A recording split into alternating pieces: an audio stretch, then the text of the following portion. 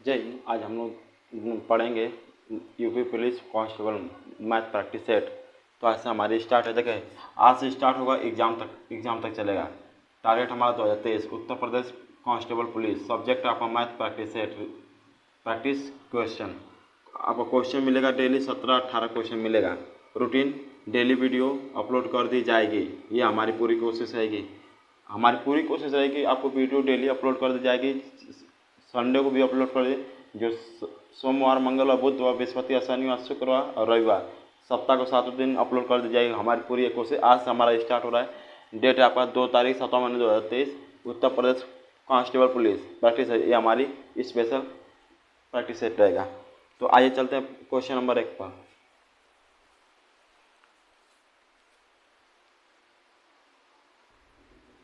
तो आइए देखिए, ये आज हमारा है प्रैक्टिस सेट नंबर 1 का पहला क्लास का पहला क्वेश्चन है। दिया सवाल, यदि 32 रुपये किलो चावल का मूल्य 800 रुपया है तो 15 किलो चावल का मूल्य क्या होगा। तो देखिए, 32 रुपये चावल का मूल्य कितना है, 800 रुपया।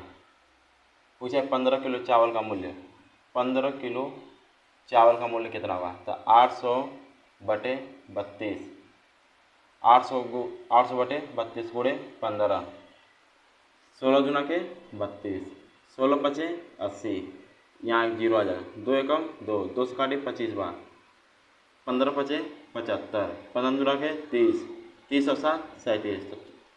तो कितना पड़ेगा 15 किलो चावल का मूल्य, 375 रुपया। यही आपका राइट आंसर हो जाएगा। समझ में आया। तो आप चलते हैं क्वेश्चन नंबर 2 पर।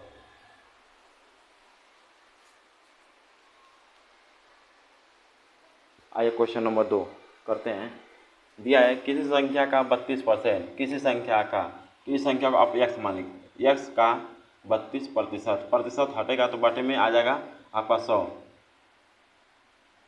बटे में 100। किसी संख्या का 32% कितना है, 800, तो इसके बराबर 800 कर दीजिए। इसे काट दीजिए, 4 से काटिए 4 बटे 32, 4 से काटिए 25 बार, 25 चौको 100, 8 कम 8, 8 से काटिए जाएगा 100 बार। तो ये एक्स बराबर कितना आ गया, ये जाके इधर गुणा हो तो 25 से कम 2500 आ जाएगा। तो एक्स बराबर कितना आया, 2500। अब पूछा है 800 है तो उसका 15% मान क्या होगा, यानी कि 2500 का 15%, 2500 का 15%, परसेंटेज हटेगा तो बटे आएगा 100। नीचे 2 जीरो है तो ऊपर 2 जीरो कट जाएगा। तो 15 पचे 75, 75 को 5 हासिल 7, 15 दूना के 30, 30 और 7 37, कितना आएगा 375 आएगा।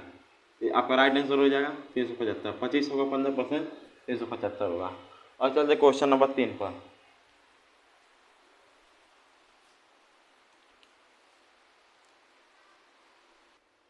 आइए क्वेश्चन नंबर 3 करते हैं। दिया है आकाश ने 30,000 रुपये 6% वार्षिक साधारण ब्याज की दर से 3 वर्षों के लिए कर्ज लिया, यानी उधार लिया। वह कितना साधारण ब्याज अदा करेगा। देखिए 30,000 रुपया लिया है और रेट कितना है 6%, और समय कितना है 3 वर्ष। तो एक साल में 6%, तो 3 साल में 18%, यानी कि आप निकाल सकते हैं 30,000 का 18%, प्रतिशत हटाएंगे तो बटे आ जाएगा 100। तो 1 0 1 0 1 0 1 0, 18 3 54, क जीरो है 2 जीरो। तो 3 साल में कितना पैसा चुकाएगा, 5400 रुपये चुकाएगा इस साधारण ब्याज। अब आइए देखिए फार्मूला कर लेते हैं। साधारण ब्याज बराबर साधारण ब्याज बराबर मूलधन को इंग्लिश में पी कहते हैं, यानी कि प्रिंसिपल। मूलधन गुणा दर को इंग्लिश में कहते हैं आर। रेट समय को शॉर्ट में लिखते हैं टी, इंग्लिश में कहते हैं टाइम। मूलधन गुणा दर गुणा समय बटे 100। तो देखिए मूलधन कितना है 30,000 रुपये, दर कितना है 6%, समय कितना है 3 वर्ष, बटे 100। 1 0 से 1 0, 1 0 से 1 0, 6 के 18, का जीरो है 2 जीरो, और क्या बचा गुणे 3, 18 3 54। तो साधारण ब्याज कितना आ गया, साधारण ब्याज आ गया आपका 5400 रुपया। तो 5400 रुपया उधार देगा। और अब चलते हैं क्वेश्चन नंबर 4 पर।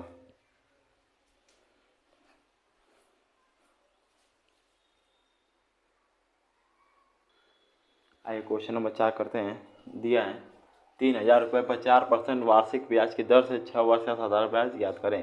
तो अभी मैं आपको बताया साधारण ब्याज का फार्मूला क्या होता है। साधारण ब्याज बराबर मूलधन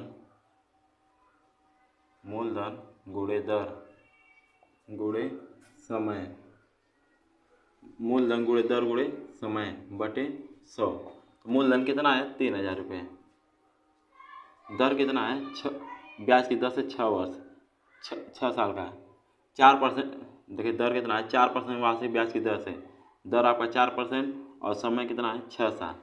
अब बटे कर लीजिए 100, 1 0 से 1 0, 1 0 से 1 0, 4 3 12, 12 6 का 72, 72 में का 0 1 0 तो 720। तो साधारण ब्याज कितना होगा 720 रुपये होगा।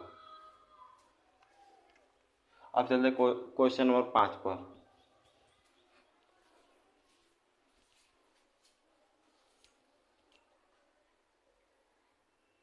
आइए क्वेश्चन नंबर 5 करते हैं। दिया है किसी व्यक्ति ने 5,000 रुपये 10% की दर से 2 साल के लिए लिया। जब राशि चक्रवृद्धि ब्याज पर हो जाए तो ब्याज की गणना कीजिए। यानी कि चक्रवृद्धि ब्याज का सवाल है। तो देखिए चक्रवृद्धि कितने साल का है 2 साल का। जब भी 2 साल का सवाल है तो पहले फर्स्ट करिए और दूसरा करिए। देखिए मूलधन कितना है 5,000, 5,000 का 10%, 5,000 का 10% कितना होगा 1 2 1 2, नीचे 2 जीरो ऊपर 2 जीरो तो 500 एकम 500। तो पहला साल 500 लिखिए। तो जब यहाँ पर 500 लिखेंगे तो यहाँ पर भी 500 लिखेंगे।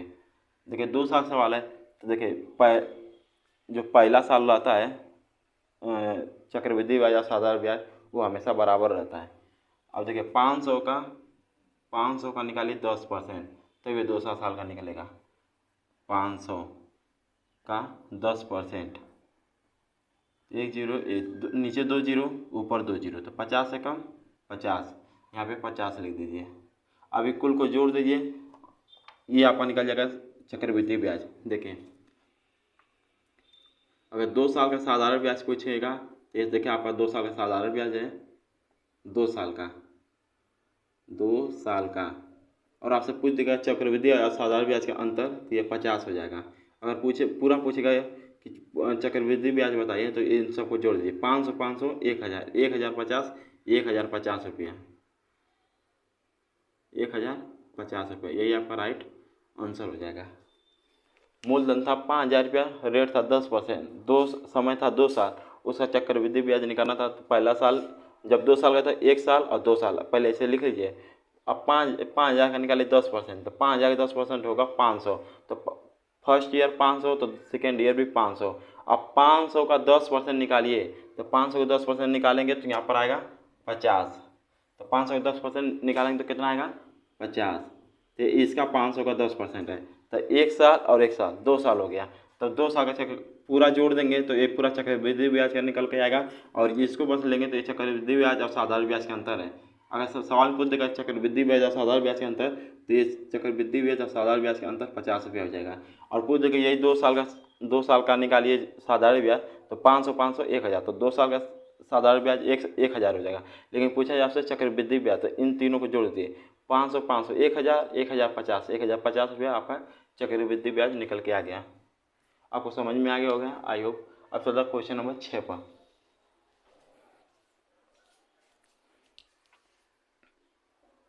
आइए क्वेश्चन नंबर 6 पढ़ते हैं क्या दिया है। देखिए एक दुकानदार ने एक टेडी बियर 500 रुपये में खरीदा और 50% लाभ पर बेच दिया। टेडी बियर का विक्रय मूल्य ज्ञात कीजिए। तो पहले हम लोग समझते हैं सीपी क्या होता है एसपी होता है। देखिए सीपी का फुल फॉर्म होता है कॉस्ट प्राइस, हिंदी में कहते हैं क्रय मूल्य। जब कोई वस्तु खरीदी जाती है तो उसके मूल्य को क्रय मूल्य कहते हैं। जैसे मान लीजिए कि हमने कोई सामान का मान लीजिए हमने कपड़ा खरीदा 450 में, तो हमारा क्या है क्रय मूल्य। और एसपी का मतलब होता है सेलिंग प्राइस, विक्रय मूल्य। जब कोई वस्तु बेची जाती है उसके मूल्य को विक्रय मूल्य कहते हैं। मान लीजिए कोई दुकानदार हमको बेच रहा है और हम खरीद रहे हैं तो क्रय मूल्य और वो बेच रहा है तो विक्रय मूल्य। मान लीजिए वो कपड़ा हमको 450 में बेचा तो वो क्या कर वो विक्रय मूल्य कर रहा है, सेलिंग प्राइस कर रहा है, वो सेल कर रहा है बेच रहा है। तो जो बेचेगा वो सेलिंग प्राइस, जो खरीदेगा वो जो बेचेगा वो सेलिंग प्राइस और जो खरीदेगा वो कॉस्ट प्राइस। चलिए तो आइए समझ, देखिए कोई भी इस संसार में कोई भी कुछ भी अपने आप में 100% है। तो आइए करते हैं इस क्वेश्चन को।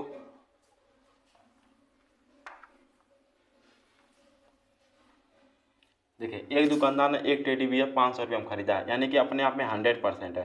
तो 100% का मान कितना है? 500 रुपया।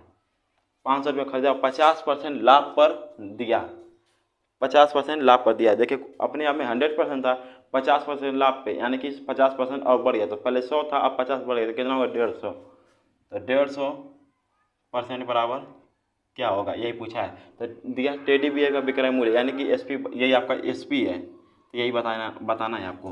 तो 100% बराबर 500, तो 150% बराबर, तो 500 बटे 100 गुणे 150, 10 10 10 10, 15 पचे 75, कितना जीरो? 1 जीरो। तो सेलिंग प्राइस आपका कितना हुआ? 750 रुपया। तो अगर आपसे पूछे कितना फ़ायदा हुआ, तो देखिए बेचा, हम लोग खरीदे थे कितना? 500 रुपया का, और बेच रहा है कितना का? 750 रुपये। कितना उसको मुनाफा मिला? 250 रुपया मुनाफा मिला। अगर ये पूछ सके उसको कितना अधिक पैसा मिला, तो 250 रुपया। लेकिन फिलहाल हमारा क्वेश्चन का आंसर है 750 रुपया। 50% बेचने में कितना उसको फायदा, 50% के लाभ पर बेचने पर कितना उसको मिलेगा? 750 रुपये मिलेगा। अब चलते हैं क्वेश्चन नंबर 7 पर, 7।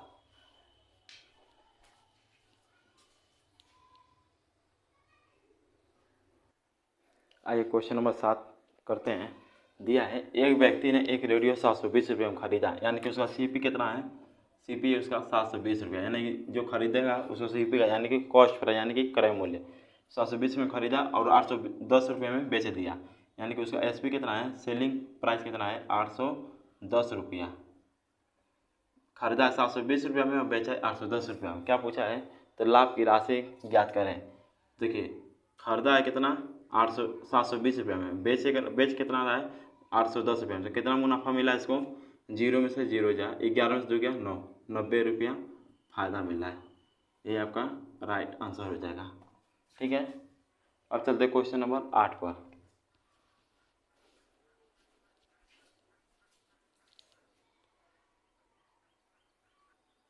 आइए क्वेश्चन नंबर 8 करते हैं। दिया है ए तथा बी की आय का अनुपात, ए तथा बी की आय का अनुपात 2:3 है। बी और सी की आय का अनुपात, बी और सी की आय का अनुपात तो 4:5 है। तो पूछा है ए तथा सी की आय का अनुपात, ए तथा सी की आय का अनुपात। तो देखिए कैसे हम लोग निकालेंगे। यहाँ पर देखिए कौन सा लेटर 2 बार लिखा हुआ, आप देखेंगे कि बी यहाँ पर भी लिखा है, बी यहाँ पर भी लिखा है, तो 2 बार लिखा हुआ है। एक ही अक्षर के लेटर 2 बार लिखा हुआ है। तो यहाँ पर बी है, यहाँ पर बी, तो यहाँ पर बी का मान कितना है? यहाँ का बी का मान 3 है, और यहाँ पर बी का मान कितना है? 4 है। तो ये दोनों बराबर नहीं है। तो बराबर करने के लिए लेंगे हम लोग लसर, 4 और 3 का लसर लेंगे। तो 4 3 का लसर कितना आएगा? 12। तो इसको 12 करने के लिए 4 से गुणा करेंगे। जब यहाँ पर 4 से गुणा होगा तो यहाँ पर भी 4 से गुणा होगा। अब यहाँ पर इसको भी 12 करना है, तो गणित का नियम कहता है यहाँ पर 12 करना है, यहाँ पर 3 करनी है, 3 का गुणा करिए। जब यहाँ पर 3 का गुणा करेंगे तो यहाँ पर भी 3 का गुणा करेंगे। ठीक है, तो अब देखें, अब नया अनुपात निकल के आएगा, ए अनुपात बी अनुपात सी। तो ए का अनुपात कितना है? 4 दूना के 8। बी का अनुपात कितना है? 4 3 12। देखिए अगर यहाँ पर भी 12 आएगा तो यहाँ पर, तो बी 4 3 12, यहाँ पर भी सही है। अब सी का अनुपात 5 3 15। क्या पूछा? ए की आय तथा सी की आय का अनुपात। ए की आय कितना है? 8, और सी की आय कितना है? 15। इनका अनुपात याद करना है। इनमें कोई कॉमन नहीं, अगर कॉमन रहता तो काट देते हैं, कॉमन नहीं है। 8 और 15 एक संख्या से नहीं कटेगा, यही आपका राइट आंसर हो जाएगा, 8:15। अब चलते क्वेश्चन नंबर 9 पर।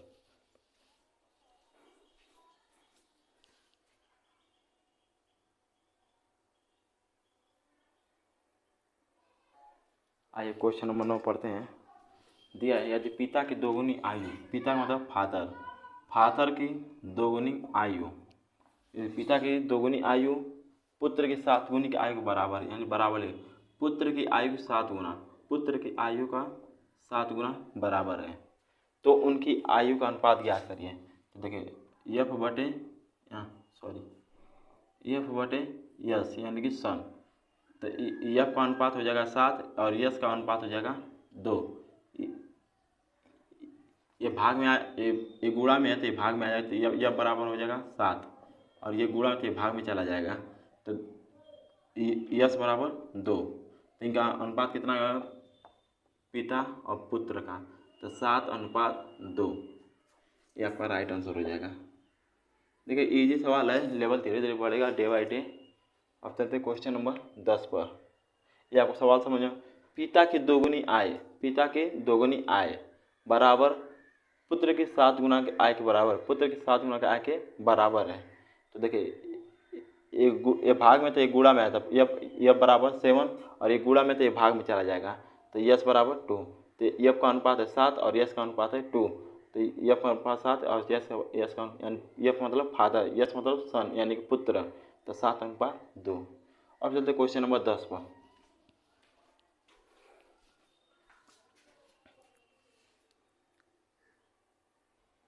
आइए क्वेश्चन नंबर 10 करते हैं।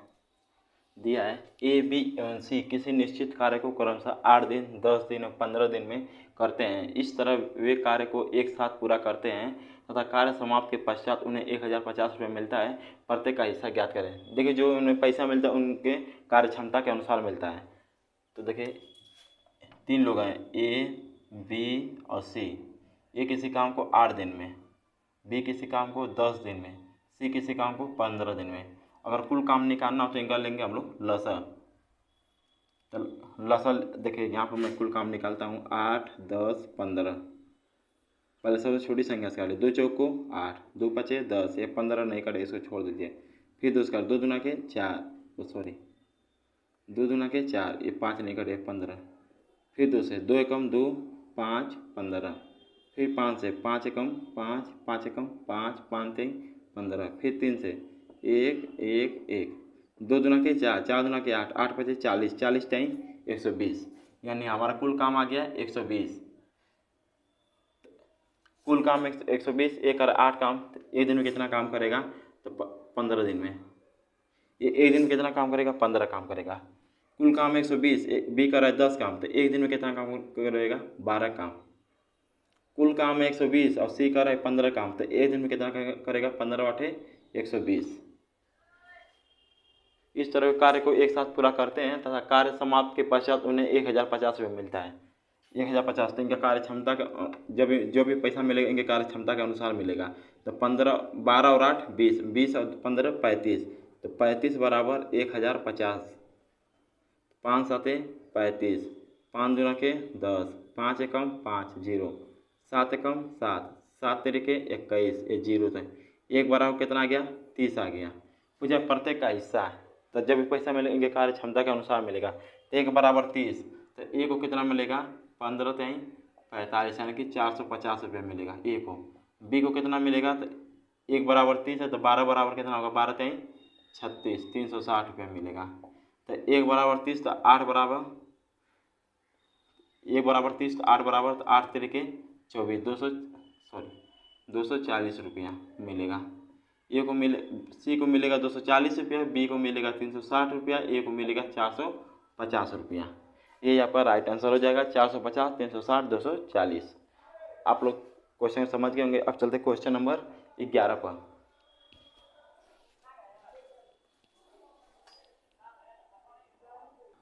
आइए क्वेश्चन नंबर 12 कर लेते हैं। दिया है एक व्यक्ति ने 3 कामगार कार्य के लिए रखे हैं। ये कामगार ए बी और सी किसी कार्य को क्रमशः 12 8 और 10 दिनों तक करते हैं। यदि कार्य के लिए उन्हें कुल 4500 रुपये मिलते हैं तो प्रत्येक का हिस्सा ज्ञात करें। अभी मैं आपको बताया हूँ इनको जो भी पैसा मिलेगा उनके कार्य क्षमता के अनुसार मिलेगा। तो देखिए 3 व्यक्ति हैं, एक है ए, एक है बी, एक है सी।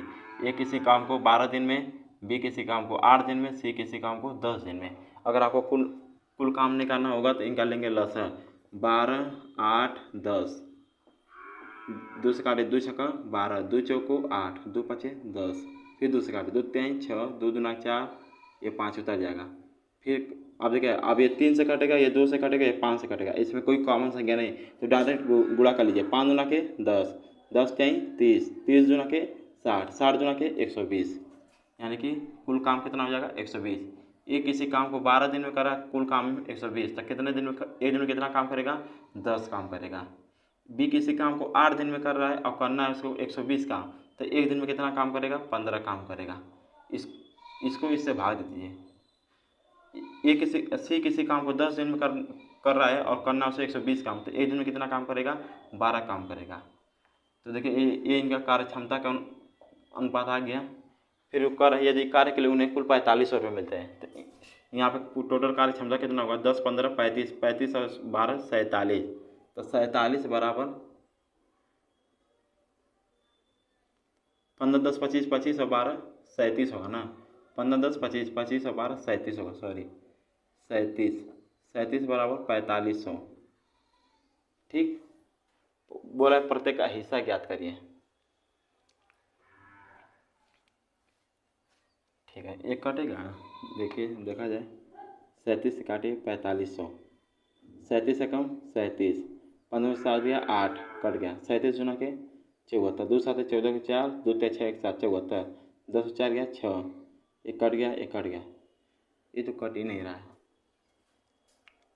तो इसे दशमलव में उत्तर आएगा। पर प्रत्येक कैसा दशमलव में आएगा?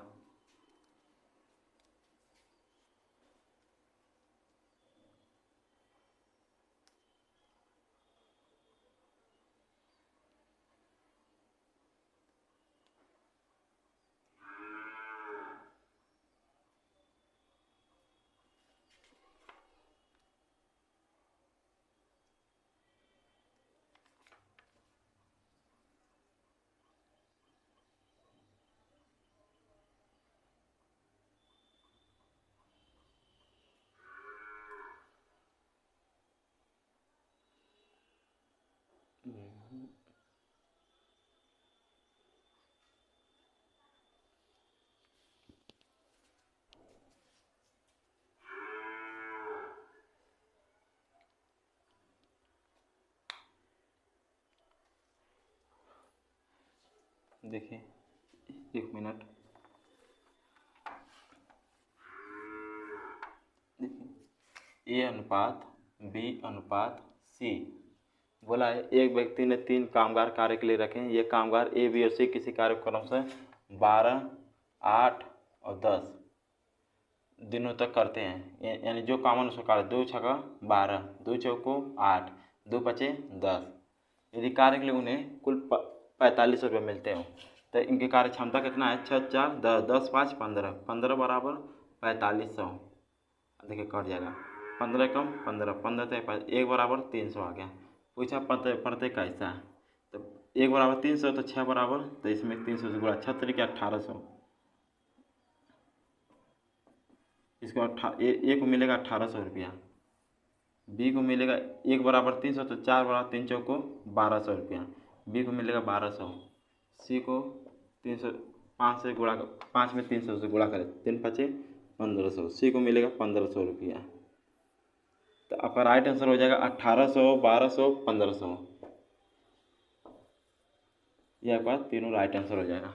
देखिए जो दिया था ना, एक कार्य क्षमता का अनुपात दिया था, मैं पढ़ने में थोड़ा कन्फ्यूज हो गया। एक व्यक्ति ने 3 कामगार कार्य के लिए रखे। ये कामगार ए बी और सी किसी कार्य को क्रमशः 12 8 और 10 दिनों तक करते हैं।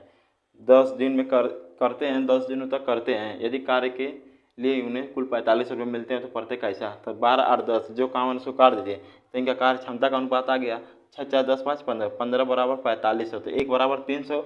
एक का कार्य क्षमता है 6, तो 6 1800 रुपया, बी कार्य क्षमता 4, तो 4 3 1200 रुपया, सी कार्य क्षमता है 5, तो 5 3 1500 रुपया। सी को मिलेगा 1500 रुपया, बी को मिलेगा 1200 रुपया, ए को मिलेगा 1800 रुपया। यही आपका राइट आंसर हो जाएगा। अब चलते क्वेश्चन नंबर 13 पर।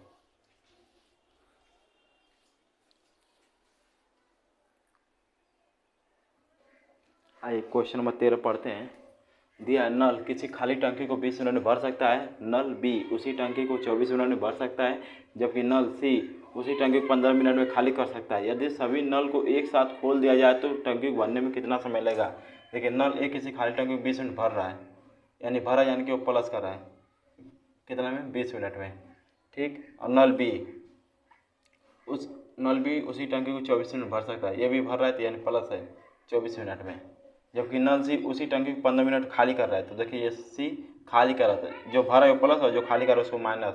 कम मिनट में 15 मिनट में। तो कुल टंकी निकालने के लिए लेंगे लसा। तो 20, 24, 15। पहले 2 से काटिए, 2 से काटेंगे 10 बार, फिर 2 से काटेंगे 12 बार, ये 15। फिर 2 से काटिए 5 बार, 2 से काटिए 6 बार, ये 15। फिर 2 से काटिए 5, 2 3 6, ये 15। अब 3 से काटिए 5, 3 एकम 3, 3 5 15। फिर 5 से 1 1 1, 2 दूना 4, 4 दूनी 8, 8 1 24, 24 5 120। तो कुल टंकी कितना आ गया? 120। ये टंकी कुल टंकी 120 और भरा है 20 मिनट में। तो 1 मिनट में कितना भरेगा? तो 20 छक्का 120। बी भरेगा 1 मिनट में 24 5 120। सी भरेगा 1 मिनट में 8। तो देखिए 2 टंकी भर रहा है और 1 टंकी खाली कर रहा है। ये भी भर रहा है तो 6 5 11, जो भरा है 11 और खाली कर रहा है 8। 11 में से 8 गया 3। तो पूछ रहा है सभी नल को एक साथ खोल दिया जाए तो टंकी को भरने में कितना समय लगेगा? दोनों भरे और एक खाली कर रहा है। तो 11 भरा रहा है और 8 लीटर खाली हो रहा है। तो बचेगा कितना? 3 लीटर। और भरना कुल कितना? 120 टंकी। और 1 मिनट में कर रहा है, 1 मिनट भरा 3, 1 मिनट में 1 मिनट भरा 3 लीटर, भरना 120 लीटर टंकी। तो कितना समय लगेगा? तो 3 चौको 12, यानी कि 40 मिनट समय लगेगा। 40 मिनट, ये आपका राइट आंसर हो जाएगा। अब चलते हैं क्वेश्चन नंबर 14 पर।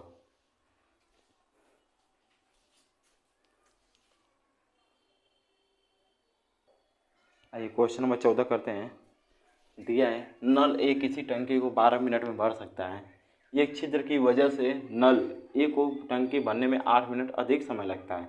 तो भरी टंकी को छिद्र कितने समय में खाली कर देगा? तो देखिए नल ए किसी टंकी को 12 मिनट में भर रहा है, भर सकता है, यानी कि भर रहा है तो प्लस हो जाएगा, भर सकता है। एक छिद्र की वजह से नल ए को टंकी भरने में 8 मिनट अधिक समय। तो देखिए पहले ले रहा था 12, तो 8 मिनट अधिक रहते, यानी कि 20 मिनट। 20 मिनट। तो भरी टंकी को छिद्र कितने समय में खाली कर देगा? तो देखिए एक इसमें खाली भी कर रहा है और ये भर रहा है। तो कुल टंकी निकालने के लिए लसा लेंगे, 12 और 20 का लसा। इनमें सबसे बड़ी संख्या कौन सी? 20 है। 20 कटेगा 12 से? नहीं कटेगा। तो 20 का अगला पाड़ा 20 दूना के 40, 12 से कटेगा नहीं, कर 20 3 60, कट जाएगा 12 से, तो वही लस हो जाएगा। 12 5 60, 20 3 60। ये कर रहा है 5, ये 5 लीटर खाली भर रहा है और भी 3 लीटर खाली कर रहा है। तो 5 में से 3 गया 2, 5 में से 3 गया 2। तो ये टंकी भर रहा है। पूछा अधिक समय लगेगा तो भरी टंकी को छिद्र कितने समय में खाली कर देगा? तो देखिए कुल टंकी है 60 और 2 भर रहा है, कितने मिनट में खाली कर सकता है? कर पाएगा? 2 3 6 0, 30 मिनट में खाली कर देगा। 30 मिनट में खाली कर देगा। ये आपका राइट आंसर हो जाएगा। अब चलते क्वेश्चन नंबर 15 पर।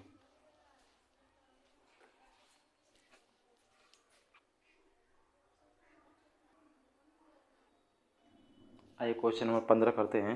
दिया है जब 667 को 8 7 तथा 5 से क्रमागत भाग दिया जाता है तो क्रमशः शेष ज्ञात करिए।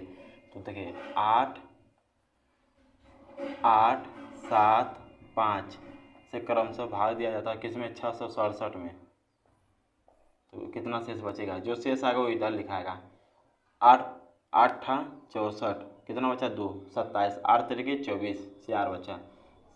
7 एकम 7 13, 7 एकम 7 6 बचा। 5 से काटे 5 दूना के 10, 1 बचा। तो शेष कितना बचा? 4 6 1। यही आपका राइट आंसर हो जाएगा। ठीक है। अब चलते हैं क्वेश्चन नंबर 16 पर।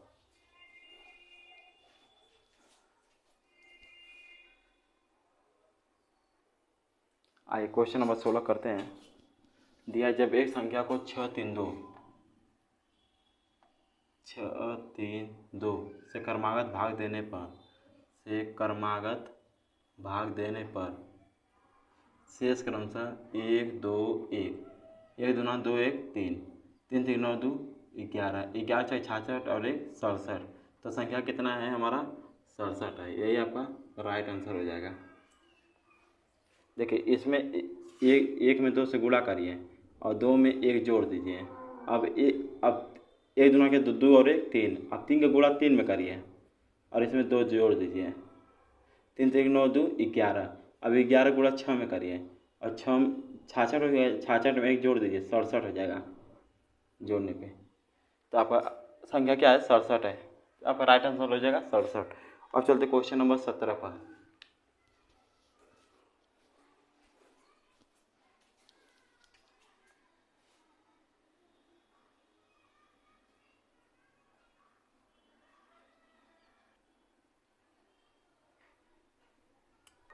आइए क्वेश्चन नंबर 17 करते हैं।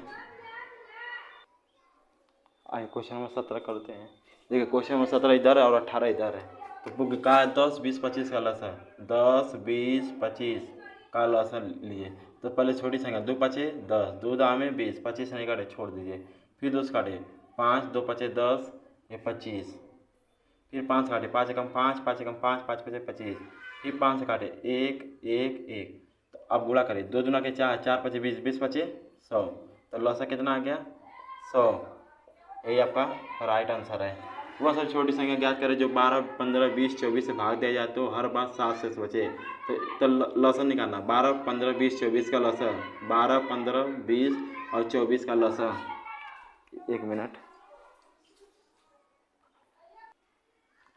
आइए निकालते हैं लसन। देखिए इसमें पूछा है वह सबसे छोटी संख्या ज्ञात करें जब 12 15 20 और 24 से भाग दिया जाए तो हर बार 7 से बचेगा। देखिए शोर हो रहा था इसलिए मैं गया था। तो देखिए आइए निकालते हैं पहले लसन। जो लसन निकल गया उसमें 7 जोड़ दीजिएगा। 2 छक्का 12 15, 2 दामे 20, 12 दूना 24, 2 3 6 15, 2 दामे 20, 2 छक्का 12। फिर 2 से काटिए 3 15, 2 5 10, 2 3 6। फिर 3 से 1 3 5 15, 5 1। फिर 1 5 एकम 5, 5 एकम 5 1। तो 2 गुणे 2 गुणे 2 गुणे 3 गुणे 5, 2 दूना 4, दूना 8, 3 24 25 120। पूछा 24 से भाग दिया जाए तो हर बार 7 से बचे, और हर बार कोई कर रहा है तो इसमें 7 जोड़ दीजिए। 120 और 7 27। इसे कहने का मतलब ये है, मान लीजिए अगर आप इसको जोड़ देंगे तो 127 हो जाएगा। यही आपका राइट आंसर है। इसका कहने का मतलब है ये है कि अगर आप 12 से भाग देंगे तो इसमें 7 शेष बचेगा। हर बार 15 से भाग देंगे 7 शेष बचेगा। जोड़ लीजिए, 12 दाम में 120, 7 शेष बच गया। 15 बाटे 120, 7 से 20 छक्का 120, 7 से 24 बचे 120, 7 शेष बचे। हर बार 7 शेष बचेगा, लेकिन जोड़ना घटाएंगे तो गलत हो जाएगा, 113 आ जाएगा। तो फिर करेंगे तो उतना शेष नहीं बचेगा। यहाँ बोला हर बार 7 शेष बचे तो इसको जोड़ दीजिएगा। ये आपका आज का प्रैक्टिस सेट कंप्लीट हुआ। Question number 18 UP constable exam में आपका 17-18 क्वेश्चन पूछता है। कभी 17 पूछेगा, कभी 18 है, तो इसलिए मैं 18 सवाल करवाया हूँ। और डेली ये प्रैक्टिस सेट चलेगा, चाहे संडे या मंडे किसी दिन छुट्टे, पूरा कोशिश रहेगा कि हो जाए डेली। कभी काम पड़ जाए तो उसकी बात अलग है। अगर आपको हमारा वीडियो पसंद आए तो लाइक और सब्सक्राइब करना ना भूलिए। अगर वीडियो अच्छी लगे तो कमेंट बॉक्स में कमेंट कर दीजिए और हमारे वीडियो को शेयर करिए, जिससे हमको मोटिवेट मिल जा रहे हैं, हम वीडियो बनाते रहें। अगर आप लोग हमको सपोर्ट करेंगे तो हम डेली वीडियो बनाने के लिए उत्सुक रहेंगे। मिलते हैं नेक्स्ट वीडियो में। जय हिंद।